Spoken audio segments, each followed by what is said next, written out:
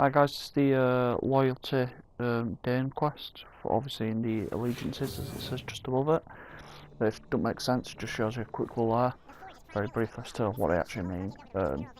Basically, you go talk to Dane. Dane gives you a bunch of quests to complete. I've done my best to get gold on all of them, although I have realised I've missed off one quest, and because we've already taken over the well, I've missed off the last part of the quest. But from what Dane says at the end of it, these guys are already moving in, which means if you go back to the same soul place, you're not gonna be able to do it again. I have made sure I've got gold on all of them though, so apologies that obviously it's not my first time round on attempts and stuff. I just didn't think it was worthwhile. I couldn't basically master them myself, but these ones are all easy enough to get a gold on. If you don't do it your first attempt, you know it is might be a bit of direction, or you haven't got the right flight abilities on your guy or something like that. With the last video I've got on here, which is basically you need to save the souls for that one, that might just be the fact of you didn't realise you could use the blast power in the air. I didn't have a clue I could do that. Like I thought I had to, well, I knew I could use it in the air, I just didn't realise I could do it without hovering. I thought I'd have to hover to use the blast, but you can use it as you're flying towards the souls, so it makes it a lot easier for you. With this one, I didn't have a clue what I was doing. I didn't really read it or do all with it, to be honest. But what you are meant to do is basically use L2 and R2 near a probably what's best near a vehicle. You obviously can do it, I think, near basically the souls. I can't remember. These guys have got another name, but yeah, basically you can. It's best against the vehicle. It causes a bigger explosion, or a big armoured vehicle don't always explode, which is obviously a bit gutting like that one there. Yeah, so I tried to stop avoiding vans as it got further in, but I do manage to get a gold out on that one first time round, so I didn't really understand what I was doing. I did just notice the L2 and R2 buttons there. Just sort of moving onwards and forwards. Going to talk a little bit about the lost mission, which I actually missed. Again, sorry I've missed it off. But I can't get back and get a recording of it, although I'm pretty sure there will be one further in the future for you to be able to watch, so you get the idea, if not from this one. But basically, you go inside, it's free. I think they call it a soul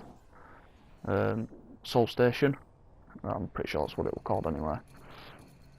Basically, what you do with the soul station is you need to go inside, kill guys around. I'm going to call them soul spots because I can't remember the exact term for it, but it's basically just a small circular spot where all the souls are. No, well, not where the souls are, which is guarded by them, but you need to stand in it to turn it blue. If they stand in it, it'll either neutralise it or turn it red, which obviously means they've got control. Basically, if you just kill everybody in the like the darker insiders, I think they're called, the ones with the sort of hovering gems, and the other ones as well, which I believe are, well, basically any of the other guys as well, around it, because anybody can take it back from them, but obviously it's just you to take it. So just go in there. You can either option 1, kill everybody before you try to take the soul spots, or option 2, kill everybody around one soul spot, take the soul spot and then move on to the next soul spot, and that's what I ended up doing. Sort of doing one by one, which didn't take too long, to be honest. And again, it didn't die, so it can't be the hardest thing. I just completely forgot to record it, so again, apologies for that. This Havoc one I quite enjoyed. Basically run around with the bazooka. That last, the one before this, the flight one, that took me a couple of attempts to do just to get it right. But basically, if you ever end up high in the sky for that flight one, just as a bit of a quick tip, I'm sort of backtracking now. Just because obviously I'm against the time, but I thought I'd try to explain the video. I missed as much as I could do, just for the fact it's obviously not on here, so I need to give as much of a tip as I could to it. But yeah, with the last one, it might take you a couple of attempts just to master the flight and the pattern. It does give you the best tip it can do. Height equals speed, so obviously you start off quite high, and you're going to get more speed from dropping and flying across than you are from just a green always on themselves. So if you drop right at the start and then fly across to the green, drop again and fly across it, and do that with any high spots you end up at, to get basically your maximum speed efficiency. This one, simple as it says, just run around with the bazooka and just destroy everything you can see, or even if you can't really see something, because obviously all vehicles are now just sort of shooting and you know, if it hit a vehicle, great. If it didn't, it's still causing damage somewhere, so it didn't really bother me. Anything could really see was shooting, which were great. The dark insiders, I'm sure that's what they're called, insiders, something like that. They're pretty good. They're just a bit annoying, obviously, whilst they're moving, because they can be quite hard to get hold of and shoot. But once you do, nice to shoot them, e.g. these three. Because obviously you need to shoot the orbs around them and then shoot them again to sort of kill them off. I finished up on them three anyway, and I managed to just scrape a gold, so I'm quite happy about that. Right, moving on. This is saving some souls. I struggled quite badly with this one. This is the one where I didn't realise you could actually, as I was doing there, I thought you had to hover to be able to use your power. It turns out, and I did this basically by accident, you can actually just shoot it as you're flying towards it. Even, you know, you don't have to hover, you can just literally shoot out, and here presto, it's done.